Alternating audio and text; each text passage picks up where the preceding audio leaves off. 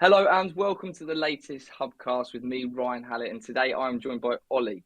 Oli is a physiologist and health assessment expert, having formerly set up a physiology team at Nuffield Health, then co-founded the world's most advanced, expensive health assessment on London's Harley Street. He now runs Future Practice, providing wellbeing training into the fitness sector, and a clinical director to the luxury wellbeing business Pillar Wellbeing and Director of Wellbeing at medical business Laters Health. He consults to organisations globally on wellbeing strategy, including Nike, HSBC, the military, and many, many more. That was a mouthful, Ollie. I mean, you have done a lot. Awful. I don't know what to do with that intro. I think Yeah. it's too long. No one's listening now. People have gone. No, I Eighty mean, percent 80% of viewers have dropped from the minute you started. It's a I'm listening to it and thinking, God, it's incredible. it's Where's it's the time? it's the best thing about me. After the bio, it's downhill. I think the time. It's been 25 years. Despite these other bits, and so much of that came from forging my career in the early years. That Nuffield piece is probably a big piece that if anyone knows me, they might know that I was involved in sort of constructing the health and well-being physiologist profession. And that gave lots of my sort of fellow sports scientists an out of the gym. So it gave them a chance to have a career that used, exercise programming, nutritional counselling, Yeah. stress discussions, but didn't put them in a gym environment. So that big bit then led to lots of the subsequent pieces, which is thankfully diverse and interesting, and they're all great companies to work with and for. Truly. Yeah, for sure. I mean, yeah, let's start. Let's go from the beginning. If people don't know who you are, Ollie, I mean, I've Okay. given you an incredible introduction there, but I mean, if you want to go to it in a little bit more detail. It would be my honour. Yeah, it isn't because 90% of the words don't make any sense, right? So even physiologist doesn't make any sense. So it's well known that my wife will introduce me as a physiotherapist because she can't be asked to explain what a physiologist is, and it doesn't mean anything because it means lots of different things. And clearly, physiology is predominantly owned by a clinical physiologist who would not be my skill set. Someone working in a hospital in sort of rehabilitation of cardiovascular disease patients or respiratory, certainly post-COVID rehabilitation. So working in the traditional NHS or private medical system, rehabilitating people, or the sort of elite sports physiologist who'd be attached to your, ATP tour, be attached to your Premiership football clubs under maybe the strength and conditioning Yeah. coach or performance coach. And you've got people who work in physiology bringing ill people to less ill and elite sports people to even more elite.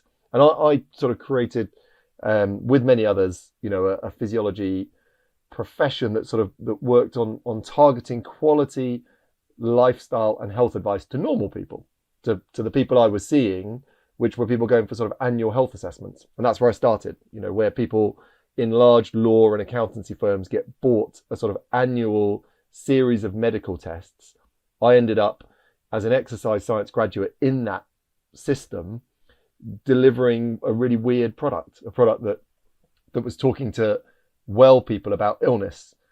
And it was, they weren't interested because people aren't fascinated by diseases they haven't got or haven't been directly touched by. What percentage of people know what diabetes is, right? And it's not an incentive for me to change a behavior because it's intangible. It doesn't mean anything. So it's a really weird product, that I was involved in early health screening or health assessments where I was performing the role of an exercise physiologist doing stress electrocardiograms and lifestyle advice, but it became abundantly clear there was a bigger role up for grabs there in owning what is lifestyle because it's so confusing to most people, and trying to translate that intersection between the way I lead my life, how that then affects my physiology, and whether I would then become ill or even better, feel better. And so my early years was sort of trying to create a training program that allowed people to have consistent conversations about movement prescription, but to gen pop, general people, not gym people, nutritional, awareness, but not at a clinical, as in therapeutic, as in I'm going to solve your Crohn's disease. I'm not, not treating with diet, but just good solid foundations of diet. And then coaching people on all the other things that they hadn't ever had formal guidance on, like preclinical stress, which everyone has, Everyone has stress, but Yeah. only the people who reach a threshold go and get sorted for it. Preclinical sleep, which is, 60% of the UK cites a definitive sleep problem. 30% of the UK's got insomnia or some disordered sleep pattern. Yet most people don't go to a sleep centre or wouldn't even know who a sleep specialist are. So I started to have better conversations about stress, sleep, other things, and then created a training program that allowed other people to have those same conversations like I had. And I know we're going to talk about data today, and started to bring data in, because the doctors had their data. They had their bloods to talk about cholesterol, and they had their, their examination data. And I was left in lifestyle with just sort of, let's just chat about this whimsical thing called lifestyle. So it's like, I need data. So if you move well, I should see some markers of movement in your physiology. If you nourish well, I should see some markers of nutrition or good nourishment within your physiology. If you sleep, markers of that. If you manage stress, markers of that. So I sort of, two things were happening. I was creating a narrative that allowed a broader lifestyle discussion, and then starting to bring in data from other fields to make sure that those conversations weren't just subjective, they were objective. They were using data to give you the personalized advice you were looking for. And then that rolled out through Nuffield. I mean, I've automatically got about 150 questions I'd like to ask you, but I'm gonna try and limit them. I guess one of the difficult things is for people, and myself included, is if you don't know that you've got an issue, it must be difficult to try and stop an issue occurring. That is just like a society thing that I can just think of straight away. But over the course of the 25 years, and I can only assume that data is a huge part of this, is that getting better? Are people getting better with that, or is it still? I don't think there's any sign people are getting healthier, particularly. I think the gap is widening. The health, the health focus is getting ultra fixated on their health. I think data can work in a number of areas where data, there's no such thing as data. There's which question was I asking. So I could say, the incidence of bowel cancer might be going up because the test that identifies it has become more accessible, for example. Right. So data has allowed a greater detection of a problem. Has that problem risen or fallen in terms of population incidence? Hard to determine. So data can help you ask a question, which is, have you got bowel cancer, or have you potentially got bowel cancer? I can use data to guide that question. What I think is really interesting with data is it's not one thing. So when you mentioned I was involved in the world's, best health assessment, and there we had a sort of trust fund of cash. So we had about, £15,000 per client to work out 3 pretty simple questions. Could there be something wrong with me that I'm not aware of? Wealthy people control pretty much everything about their life, but they don't control their health. So they control where they live, who they live with, which country, which business they own or run. They control that, but they don't control health. So they want to spend to reveal that blind spot. So could there be something wrong with me? There's testing that identifies that. I call that screening. Most people, there's not something wrong with them, but most people are going wrong, right? So if I look at a traditional heart attack, lots of cancers, not all, neurocognitive disease like dementia, Alzheimer's, these don't click on overnight. These are physiology going wrong for years, maybe decades, maybe many decades. So the question there is, can I identify pre-disease physiology before it becomes symptomatic? So can I find your metabolic disease, let's call it development diabetes, before you get diabetes and you suddenly start to lose sensation in your fingers and go blind and all the other potential side effects of uncontrolled type 2 diabetes. So there's prevention. Prevention isn't finding a disease before it kills you. It's finding a physiology before it's classified as disease, really. The third area is not necessarily about disease that may be there or disease that's building over time. It's how do I feel? Right. So that was the interesting part of those original conversations, was that people aren't that inspired by disease, but they are interested in why they feel a bit crap. And then you're going to say, well, I want to use data to find out why you might feel crap. So I'm trying to identify the functionality of your body. So I might run a sleep analytic and say, do you go through appropriate sleep cycles? I might run a marker of your physiological stress and determine that you are exhausting yourself by being continually alert and hypervigilant and ready for some kind of pressure.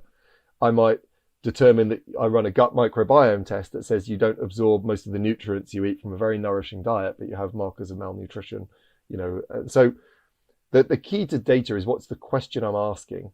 And then does it reveal that data to me as a practitioner? and I think that's improved. So the practitioner access to data, both the rise of functional medicine, plus development of more direct consumer lab testing, has meant data is more available. I don't think anyone's healthier from it because we aren't using it as strategically as we should. I see a lab that runs the Fear Nothing blood test, right? It's a direct consumer product. You can run that blood test and have so many things wrong with you. I find it extraordinary that someone has signed that off. So it hasn't started with the question, which is, do I have diabetes? Do I have bowel cancer? Do I sleep properly? Am I too stressed? Am I fit? And I think we got to ask better questions and then realize the data is there to help us support those questions. But we don't just throw data into a pot and go, that's health. No such thing. There's no such thing as health. I know that sounds odd, but there's no single test I can determine that says who's healthier out of you and me, Ryan, across physical health, emotional health, cognitive health. I could. So, but I can test every single thing that comes out of your body and determine some conclusion from that. So we have got this disconnect between the rise of technology, the capability of testing, and still a disconnect between how people are using that technology to ask the right question and then choose the right tech to solve that problem. I'm not sure this is particularly answered the question. No. And I think it's confusing because data isn't one thing. It has to be split into what was the exact question I was asking, and then can I bring data into my decision-making process around that question? And I may even choose to ignore it once I've brought it into the equation. Can you get too much data? Is it a thing? Like, could you get too much data on something? And like you said with the blood test, and have all these different things wrong with you as such, is there too much sometimes? There's definitely too much without context, too much in the context of, being abnormal does not mean you're being abnormal. So if you take traditional blood results ranges, they sort of work on the idea of a population average, not necessarily the point when I become symptomatic. So if we took a marker of thyroid, which is there's the thyroid, this gland in our neck that produces a really useful hormone, thyroxine, amongst other things, that drives my metabolic rate, the cellular activity. And someone has gone, right, what's the reference range for that? And they've said, well, if we took 100 people, this was the distribution of their results, and we'll take the bottom 5% and call them abnormal, and we'll take the top 5% and call them abnormal. Now, that data didn't necessarily come from who was symptomatic of a high thyroid or a low thyroid. It was based on population averages. Wow. So the first thing you've got to bear in mind with data is you may be functionally abnormal, right? So I might have a really low thyroid level, but my functional expression of that is good. I don't get brittle nails, my hair doesn't fall out, and I don't struggle to lose weight. I might find someone with a higher thyroid than me who's completely symptomatic. And there's factors beyond factors. Certain things block thyroxine, and there's lots of factors in there. But the point is, the data doesn't tell me I'm abnormal. I tell me if I'm abnormal, and then the data can corroborate that story or refine strategy. So I think first things first, if you start with data without context, you might find you're completely abnormal in everything, but you're functionally completely normal. So that throws you off. Now that's maybe less worrying. That sort of false positive, you could call that, where I feel fine. The data tells me I've got a problem I haven't got. The other flip of data is data could tell me that I haven't got a problem that I have. So data could tell me that I've got normal thyroid, so I don't pursue chasing an endocrinologist to get my thyroid sorted. But it is my thyroid. It's the reason I can't lose weight, and I've got my nails are brittle and my hair's falling. So the misapplication of data might lead someone to think they haven't got a problem, they actually have. So we'd call that a false negative. And that, for me, is far worse than a false positive. False positive, you might send me to a GP unnecessarily, you might waste my time, but ultimately the resolution is I don't have an issue. False negative is worse because you tell me I haven't got an issue, I have, and you might delay my access of proper treatment by years or months. So I think where everyone wants to scale data-led solutions, they run the risk of false positives, but more worryingly, false negatives. Yeah. But I think, again, if you run 100 tests on me, I'll be abnormal on 30 of them, right? Because that's the nature of defining normality. I will be in that lower 5% or higher 5% across something. But being abnormal doesn't matter unless it's expressing as a particular problem that I'm bothered about. Or it's a marker for disease, which is slightly different. So running, again, data without context, Ryan, is a catastrophe in the waiting. And you start with the question, why is my hair falling out? Right. Now I'm going to look at thyroid. Now I'm going to look at, estrogen and progesterone and all my, female sex hormones and my my testosterone. Now I'm asking a question: why is my hair falling out? Now I'm bringing data in. If I run all those markers without starting with the question, I might suddenly find myself, looking for hormone replacement therapy for a body that's functioning completely beautifully. But it doesn't matter. And I'm talking slightly medical here, but we can translate this to sleep as well, right? That you can say, I've banged on my sleep monitor and it's told me I've got a problem I haven't got. So I was waking up refreshed. I was, wasn't in urgent need of coffee within the first half an hour. I had no daytime drowsiness. I had no struggle with memory, cognition, immunity. But I've put my sleep monitor on. It tells me my sleep is junk, or I'm not getting enough deep sleep. So now I've got a problem. I've got a problem I didn't actually have functionally, but I've now got this marker that I'm building my lifestyle towards rather than feeling. Mentally, that's tough. It's completely negative. There's the general argument: people who don't sleep well rarely get that problem, reduced by the application of data. People who sleep well love sleep data because it consolidates and it rewards. Yeah.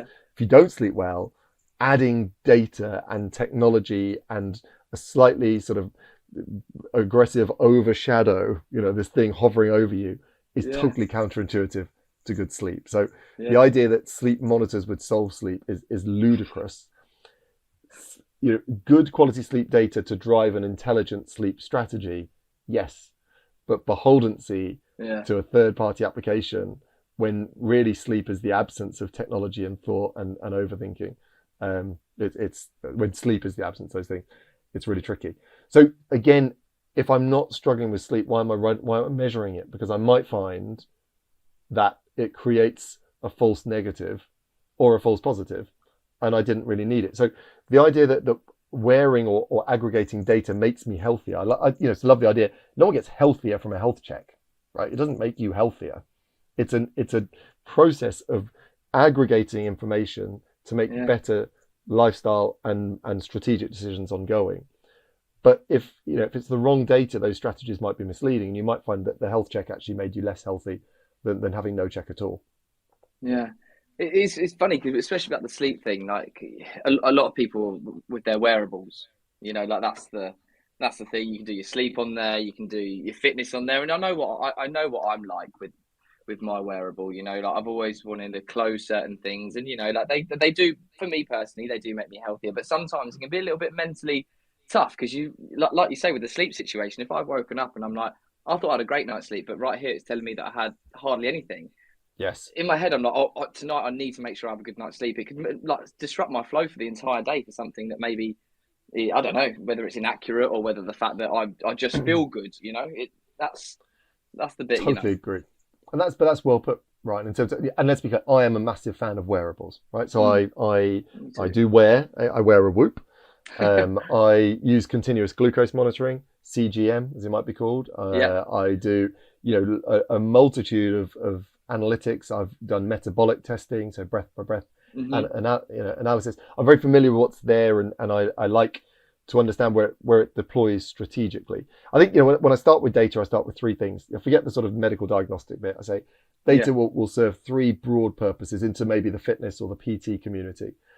It will tell us something we don't already know, right? So I don't know how well you sleep entirely based on your morning energy levels, that appraisal of energy. So I don't know if you are completely stuck in light sleep, or you have poor sleep latency, or you have multiple fragmented sleep. I don't know those things until I've got some marker of that. I don't know what your heart rate variability is, and I don't know whether that might reveal an early sign that you are getting inadequate physiological recovery and will gradually be depleting your energy capability over weeks, months, years.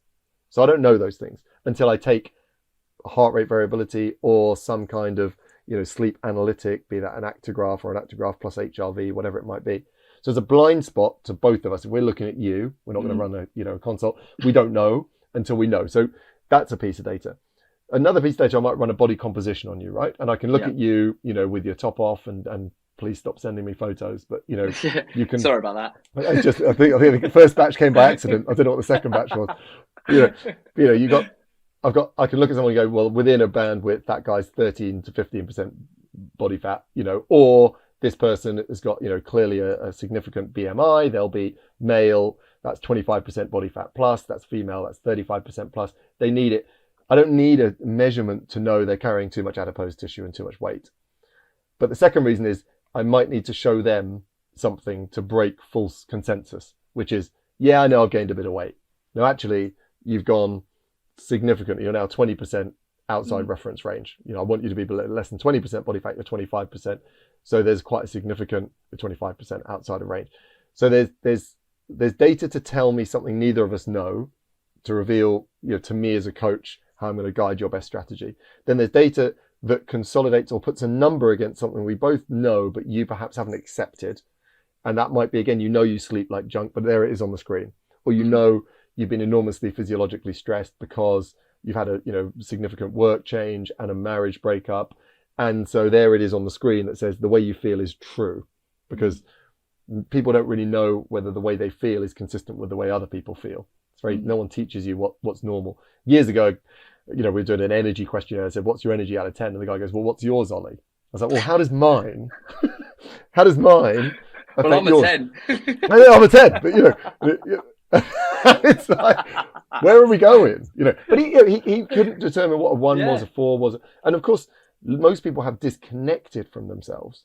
So data can help that reconnection and break this sort of false consensus that that's not a problem. And you're going, no, on paper, it is a problem.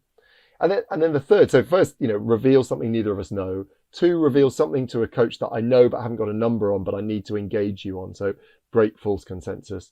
And 3 is, how can we ever establish credible, sustainable behavior unless we evidence the impact of that behavior, right? So how many people started meditating, dropped it? How many people won't be diving into their Lumi ice bath in a year's time? How many people have got no marker of whether this thing they're investing time, energy, and effort into, other than, I think I feel a bit better? So for me to believe in the power of a behavioral change, I do benefit, not always, but I do benefit from some data point that shows that the ice bath I took in the morning changed this physiological system, and that's the reason I feel 2% better as determined by subjective. Yeah. And when you can link subjective to objective to behavior, you have a real sweet spot in terms of sustainable coaching. So for me, again, and we would almost call that sort of building on self-efficacy theory, which is I now feel I can control the problem I cited as originally, because I understand the physiology behind it and I understand the behavior that affects the physiology. And you say, look, here you go, Ollie, you're now in a little bit more of the driving seat with your mental health, or you're a bit more in the driving seat with your digestive, symptoms that bothered you at dinner parties. You're a bit more in the driving seat with your libido. Yeah. So, I think those are 3 things where I like data to come in, where I don't know something data can add, or I need to show you something that you didn't quite believe, or I need to prove to you the efficacy of the effort you're investing. And in those situations, that justifies the use of data for me. Yeah, I mean, it's funny how you use the ice bath as a thing, because I see it everywhere at the moment, and I can't bring myself to do it, it's not me. I'd rather be warm. But it's one of those things that if I were to get in it and I felt better after, like a lot of people feel better, that's good, that's absolutely fine. And if it makes you feel better, then absolutely amazing. If there was then data to then back that up, to say actually it's not you just feeling better, it's actually doing you better, that's more of I'd make that more of a behaviour change as well. So it's just really interesting to hear, because you don't usually think of stuff like that.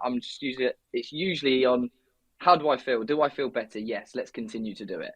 That's sort of how I see it sometimes. And the great challenge is, and that dosage will have a sort of very elevated, first early responder benefit, and then it will taper off. So I think, most things will through the thrill, the social engagement, will make you feel better in the short term. When you first start training, you get that huge neurological adaptation. You build strength so quickly. Then it's a chore. It's 3 months, 5 months, right? So I'm never that impressed if someone gets someone going in an ice bath, for 4 weeks, right? 4 years, and then you're interesting, and we'll see sustainability. I when I do some work, in and around. So Pillar is obviously it's not obvious what it is, but Pillar is a luxury hospitality business, which works on putting really intelligent, integrated wellbeing suites into luxury hotels. And there again, we have to ask ourselves the question: how do we prove we're better than Gym down the road, Joe Gyms, down the road, or Uber Lux Gym around the corner? And we can go back to that simple principle. How can you tell me that your membership base got more well or got fitter? And I'd always ask a gym group, how many members got fitter last year, roughly? They'd be like, oh no, I can tell you how many retained and what our churn rate was and our, penetration of PT and no, how many got fitter? Because this is what you do, right? This is a building where people get fitter. How are you defining fitness? How are you measuring it? How are you showing you're improving it? And how are you consolidating that? And of course, no one measures it, so I'm being a bit of a dick to ask it. But deliberately, a friendly dick. It's that sort of well-known phrase. That famous phrase. I completely get it. I would do the exact same thing. And so again, same with ice baths. Now, what would I like to see with ice baths? Well, if we are down regulating the stress response, I'd expect an improvement in baseline heart rate variability. If I'm, significantly improving mental health, I might want some kind of, objective, a subjective questionnaire of mental state that proves over time that that's had a sustainable benefit. If it's quashing inflammation, I might want a blood marker of C-reactive protein or, some other biological marker reflecting inflammatory state or some marker of post-exercise soreness. If we just assume people are going to keep doing things that we've recommended forever, we've lost the idea of human behaviour. So we have to keep evidencing, evolving, adapting. Those are crucial bits. But data is there. And what I find interesting when we come to PT networks is they probably haven't realised that they've been completely cut out the loop of data acquisition, right? Whoop is not a direct to PT product, direct to consumer, because the PT can't manage that data. Aura, straight to consumer. Continuous glucose monitors, Super Sapiens, Veri, Zoe, straight to consumer. No one's gone to the fitness professional and said, hey, you look after people, right? Why don't I make your life better by giving you some data that allows better engagement, better strategy, better execution, better retention, because they don't trust the fitness profession to be a harbour of data. And to a certain extent, I can understand that. So where future practice is coming in and saying, look, we think fitness can be well-being, not well-being in the fluffy sense, but well-being in the more integrated, lifestyle behaviours piece. But you can't be a fitness instructor using data. You've got to be a well-being coach, because these things don't just touch on my movement domain, they touch on my sleep. Where's your training in sleep? They touch on stress. Where's your training on stress? They touch on, digestion. Where's your training? And I'm not talking about, I listened to the Huberman podcast 15 times and Joe Rogan is on my, he knows my friend's uncle. Talking about how do you know these things and how do you deliver them in a consistent fashion? And so for me, I think fitness has got to look up and go, we're very nearly too far off the boat to jump on it. Well-being has just cut us out. And so we're over here doing sets and reps and body composition and aesthetic training, whereas we, for me, have the most base skill set for the broadest well-being application of any professional globally. But we've got to work hard to up our game, and data is a part of that. But I mean, I'm throwing out a piece of data here that is completely inaccurate, and have nothing to back it up whatsoever. But I would say that a large percentage. I won't give you specific figures. Let me just write this down. I'm going to say a large percentage of clients these days are looking for a well-being coach, because they want more than just going to a session once a week or having a workout to do. They want to know about their body and, especially so many things, well, God, the sleep and why someone isn't losing weight is such a huge part of it. If the PT doesn't know that and they're just giving them the stuff that they know, which is the exercises and all that bits and pieces, all of these clients have got all of the details on their watch or whatever that might be, but they wouldn't know what to do with it as a PT. So it's something that I've always thought about. Is I was like, well, if I was going into PT, I would think I'd want to, get to know all of that aspect of it, because it will help me. My clients will stay longer. There's a huge thing about it. I totally agree. Right. I think, for me, I find it odd there hasn't been more growth in that area. There's a Samsung watch which does a blood pressure, an ECG to determine atrial fibrillation. It will do heart rate variability, resting heart rate, sleep cycles. It will calculate a VO2 max for you, blah, blah, blah. The idea that that's on your client's watch and all you can sort of talk about is steps and maybe VO2 max, but probably not in a meaningful way. And let's also be clear, VO2 max, the quantitative measure of aerobic or cardiovascular fitness, is the single biggest predictor of life expectancy. It's probably the single biggest predictor of of immunity, alongside the gut microbiome. Our fitness isn't whether I can run a 5K in under half an hour or under 20 minutes. My fitness is the cellular ability of my body to utilize oxygen as fuel. So gyms are sort of sat with this ability to modify the fundamental biological process by which I exist, and they're sat there going, well, if we hit some Romanian deadlifts today, we should be able to get that body fat down 1% over the next 3 months. It's like, that will run out, and it does run out, and it runs out. I say this interestingly, if your training clients are over 35, and I think if gyms are full of young people training young people, then they've never understood the application of movement not as medicine, because that's the wrong phrase. Movement isn't medicine. Movement is the elixir of life, and can serve a medical purpose in bringing people from disease out of disease state, but fundamentally move general population far away from becoming dysfunctional. So gyms hold this elixir of life, and they sell it to young people who don't need it. And when I first spoke at PerformX, one of the original ones years ago, I said, doesn't anyone find it weird that gyms are full of people who don't need fitness?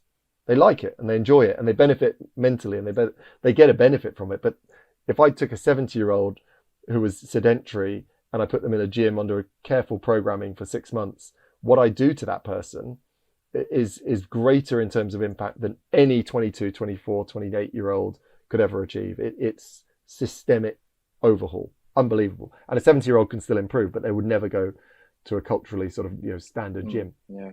But I think fitness has also got to bear in mind, fitness is damage, right? So the reason I got Whoop, being transparent, is because I had a busy job, young family, commuting, and I wanted to run fast-ish times. Let's be clear, ish is a crucial caveat there. And on a very subtle level, I would overtrain quite easily. So I would overtrain, I would get a very clear representation of overtraining, that my immune system would collapse just enough for me to get an upper respiratory chest infection.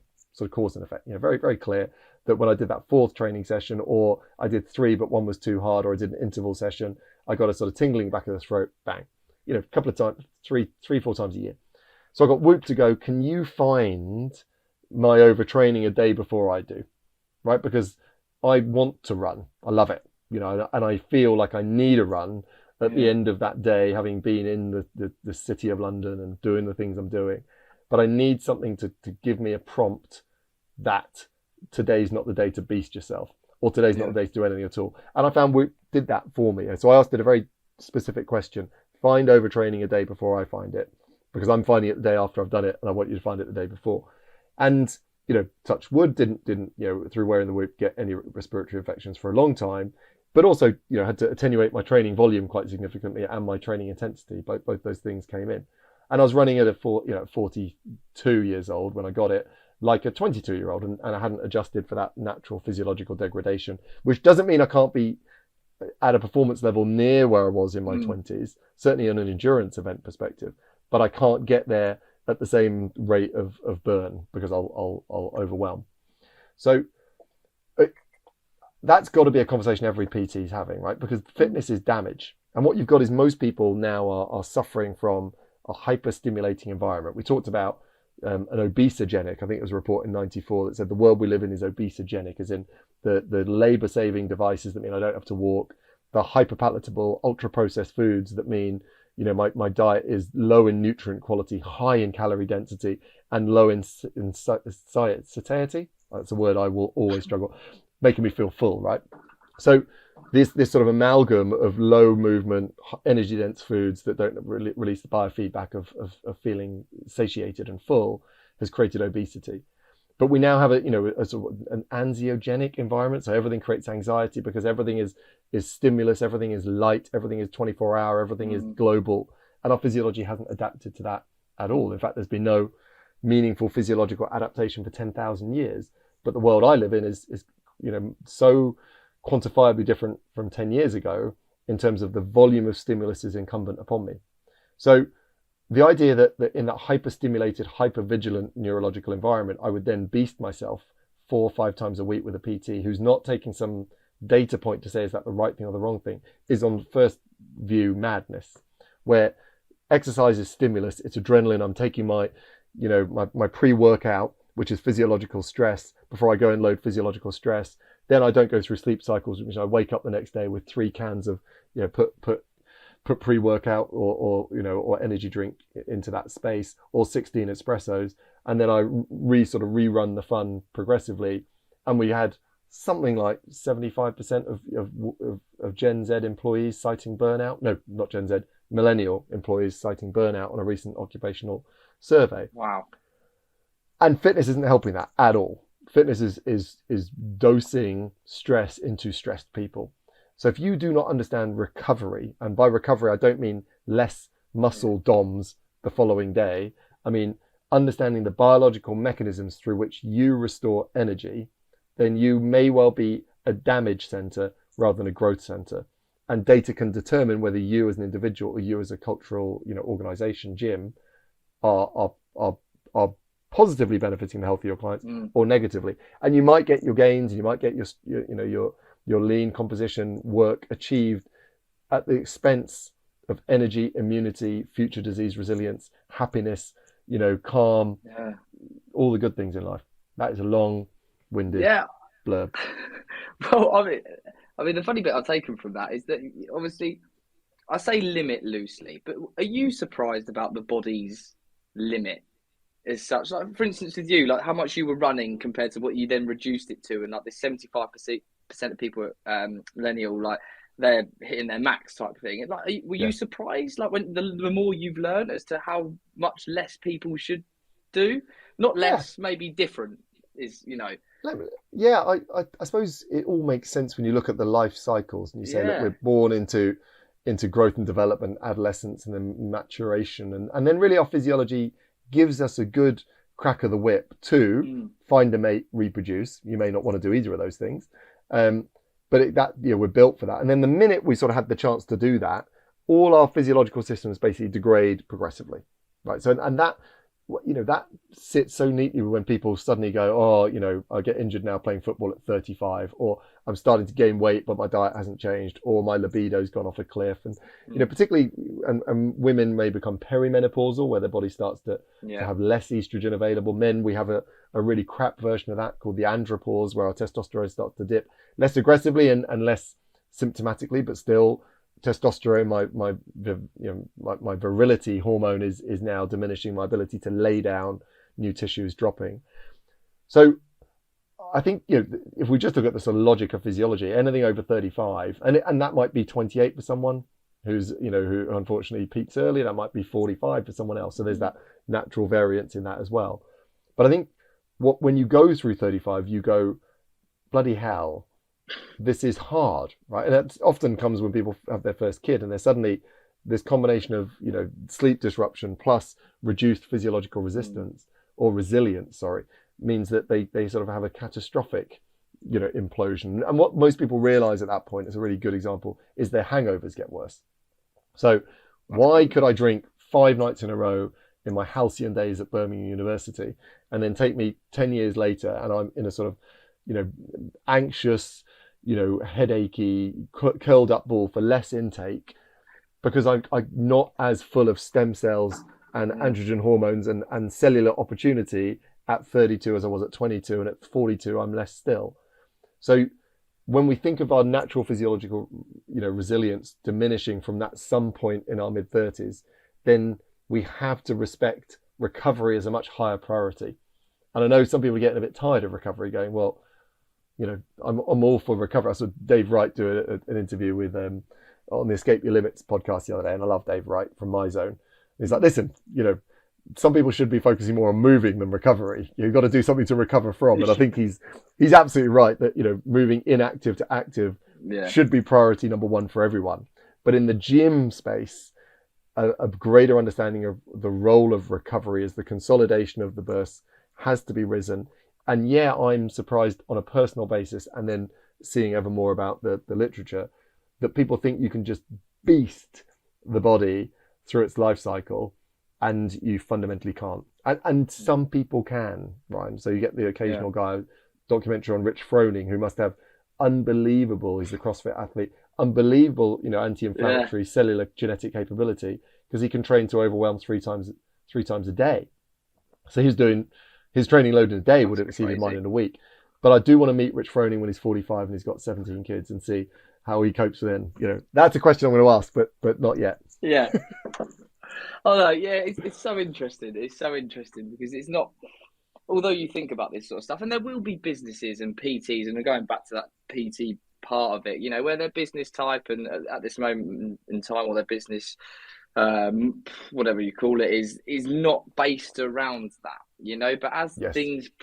things progress and time goes on, and there's more data available, which I'm sure you're seeing on a year by year basis. I mean, Yeah. the amount that must be available from from where it started is probably unthinkable. But I mean, from even over the last few years, the advance of it must be incredible. And it's only going to get more and more and better and better. And you just wonder, is it? You should know something, that's going to help your client and help your business. That's just the sort of the way that I view it. I view it the same. And again, this isn't a pitch, but I set up Future Practice because I cannot believe there isn't a standardized approach to discussions around sleep, stress, heart rate variability in the fitness profession. Just can't believe it, because it doesn't make any sense to me that you would not understand the mechanisms through which your work is effective, right? So I don't get fitter when I train. I create cellular tissue damage that, assuming I sleep and I produce melatonin and that allows growth hormone, and assuming my inflammatory processes are sufficient but not overwhelming, then I get the adaptation from my session. Exercise is damage. It's a damage, and the body doesn't know what exercise is. It knows survival. So it goes, look, if you're telling me I now have to deadlift 120 kilograms and squat 150 kilograms and box jump as part of my day-to-day routine, I'd better build the musculature and the cardiovascular and the ligament capability to deal with that. So it just assumes that's its baseline in the hunting gathering perspective. That is all it's clever enough to work out. So that process of damage only works if I sleep, recover, etc. With the exception being, if you're training people in their 20s, you might get away with it because they're so full again of those original stem cells and all that wonderful circulating hormones and great detoxification. They look great, and I don't want to say F them, but I wish someone had told me when I was 22 that I was living work hard. Just train every minute of every day and you get away with it. And I think again, the expression, interestingly, for that younger group is they're physiologically robust, but they will get neurological markers of distress, which will play out often as anxiety. And that's not diminishing from clinical anxiety, clinical depression. There's lots of people who have, subclinical levels of mood stability and catastrophized thinking or low grade anxiety. And I think, you may have cells and tissue that can restore and repair, but that continual message into your system that everything is go and very little is slow will express somewhere. The human body always feeds back if it doesn't like what you're doing, and traditional medicine would tell you to suppress that symptom. A good example just of that is if you get a cold sore, you have herpes simplex, which is a virus you generally have a chronic infection for life. When do people get a cold sore? When they don't sleep well, when they overtrain, when they go out and they smash too many nights in a row. That means that the virus they could normally suppress with their immune system is no longer able to be suppressed. And it's a biological whoop, right? So a cold sore is whoop. It's going, you have inadequately biologically restored energy, and now this virus is popping up to tell you. Someone else might be, a flare of a skin issue, a psoriasis or an eczema. And they'll be like, oh, what causes that? Nothing as easy as singular cause, singular outcome. But collective inadequate energy restoration will lead to your biological weakness popping up. And so this is one of the great challenges of saying nothing's directly causative, but if you don't get adequate recovery, and that again could be that young people are beasting themselves and the expression is something they wouldn't have associated as being collaborative with the beasting. So I wrote a course to train people to go from I do not understand recovery to understand stress, sleep, the biological process of heart rate variability, how it plays into whoop or all these other things. And then I can add that to my practice as just being a better coach, or I can rebrand myself as a stress resilience coach and start to add value to more of a gen pop population like corporate wellbeing talks, people who haven't been in gyms traditionally, and curate a slightly more integrated lifestyle strategy, not a movement and fitness strategy. Yeah. It's funny because the way that you explain that is a lot better than me just saying I feel run down. That's usually how Rundown I is a portray really that. good word, and I think rundown. If I said again, going back to those original conversations in my health assessments, energy is the thing most people are interested in. They're not Yeah, interested in disease. Lots aren't interested in weight after that initial. They hit target weight. They're not interested in immunity. It's a bit amorphous. Doesn't mean anything. Sex drive. They wouldn't associate it as physiological. Maybe more circumstantial. But energy is the one, right? And yeah, and most people are tired. And again, if I go through any major train station at any given time of day, I'll see everyone carrying a coffee. And we know people who don't feel pain die young because pain is a feedback loop that I've got my hand on a stove, or I yeah, got an infection and I didn't notice and it turned septic, or I'm doing something my body absolutely hates. So pain is incredibly important. But what about fatigue? It's yeah. exactly the same, right? It's telling me Absolutely. that I didn't get adequate biological restoration, and I can just go into Starbucks and I can take a medication for that. And it's like someone saying, like, I don't, all these things are hurting me. I'm just going to take loads of ibuprofen. Someone who's dosing on caffeine and then suppressing evening tension and anxiety and poor sleep latency with alcohol is fundamentally taking medication to suppress the biological feedback of inadequate energy restoration. And if you do that, you're on borrowed time until your ability to drain a natural cellular reserve expires. And what happens to you at that point? Is it this phrase burnout? Is it suddenly that post-viral fatigue just won't shift? Is it a stubborn mood disorder?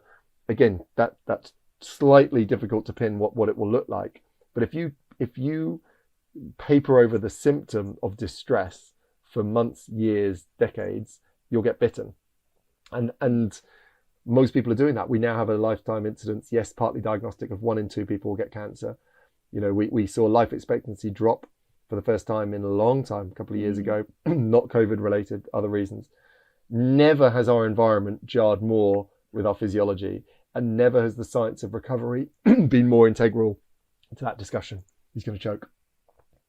Don't do Choking, don't do it. I can't it. consciously choose not to choke. Well, actually, I have done, bizarrely. Honestly, I feel like I'm gonna end this podcast and I'm gonna do an incredible amount of research on myself.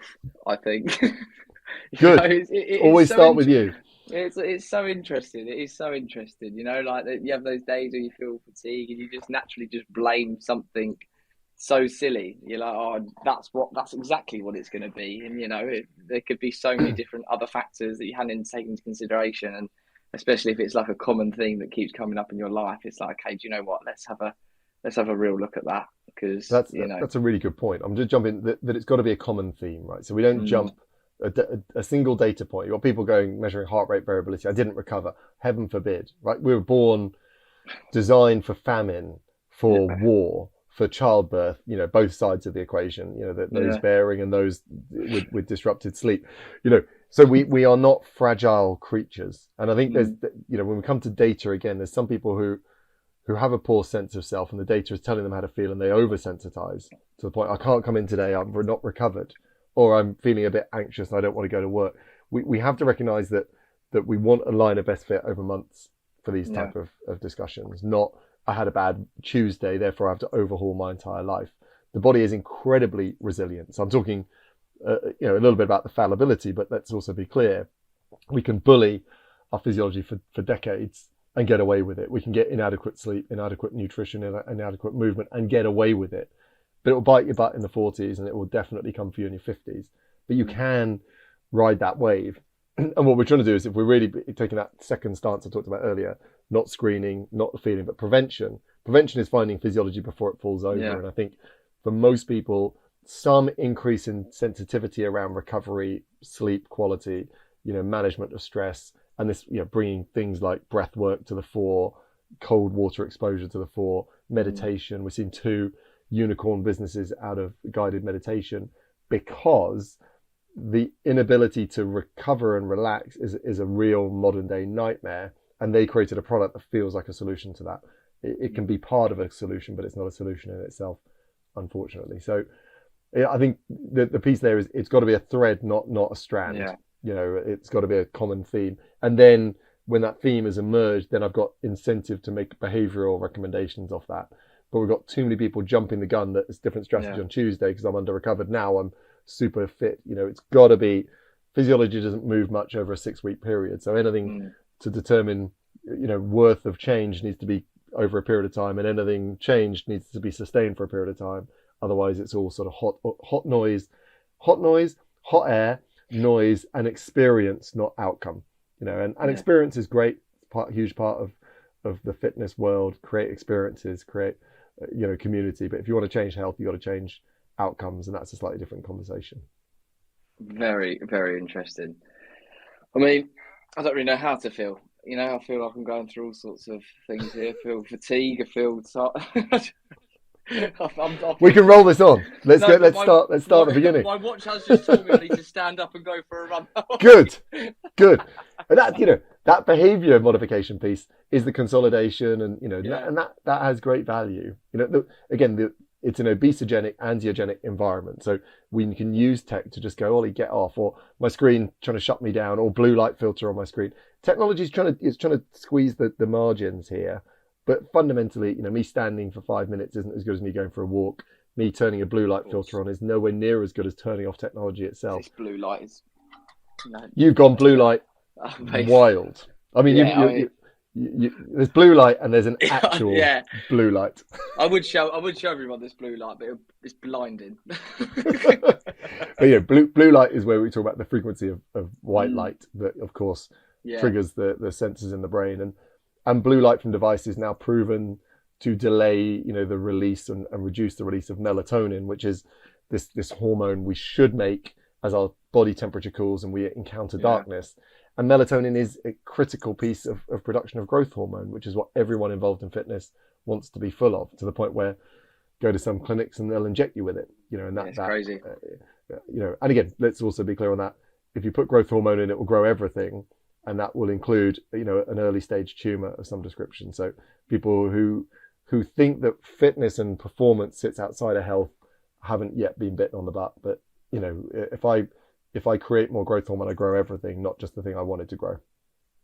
Absolutely.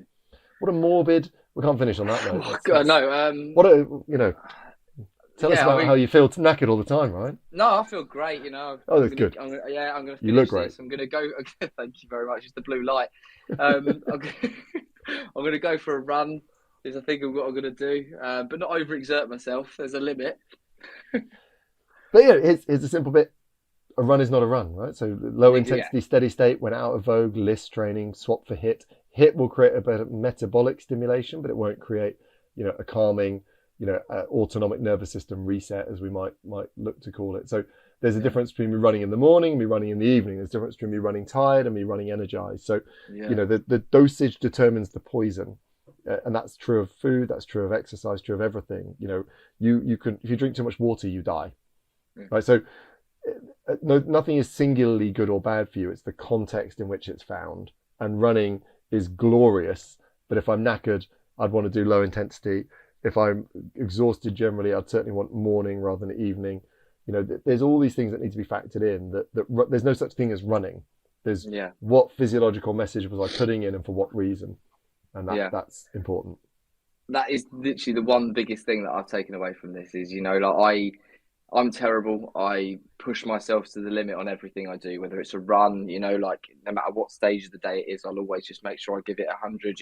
If there's food in front of me, I eat all of it. I'm an overindulger. That's sort of how I am. And, that's something that I personally would need to look into more, definitely.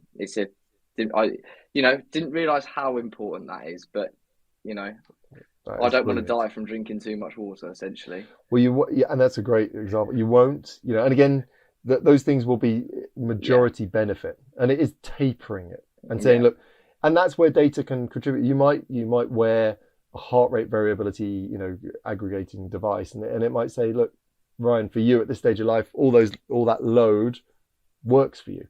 So on paper, that looks overwhelming. If you are functioning well, your energy, you joked earlier, is 10 out of 10. If your performance levels are 10 out of 10, your concentration from my encounters with you, you're at the top of your game cognitively. So there's not a reason to change it. Don't change it out the logic that you probably need it. And I think that's that crucial point where you say, look, that might be a tool I slot into my tool belt for when the right time to use that tool comes in. But because we've raised the profile of recovery doesn't mean suddenly everyone needs to recover. And that's ages and stages. So ages and stages. Younger people with more capacity to take things on can and should beast themselves quite a bit. But if you're with someone who's getting diminishing returns from their training, who's got some fatigue, who's got a compromised immune system, just doesn't feel 10 out of 10 energy, then I would normally push to more recovery, not more exertion, as the gateway of opportunity. Well, I hope anyone that's listened to this has had their eyes opened as much as I have. I mean, that's sort of the benefit. Ollie, it's been an absolute pleasure speaking to you. I mean, we could probably go on for another 3 hours, but I think Lewis firstly might kill us. And yes, this isn't Rogan. We can't spitball mushrooms and some doob. Might say better though. I just more efficient. Some might be. There's nothing, but...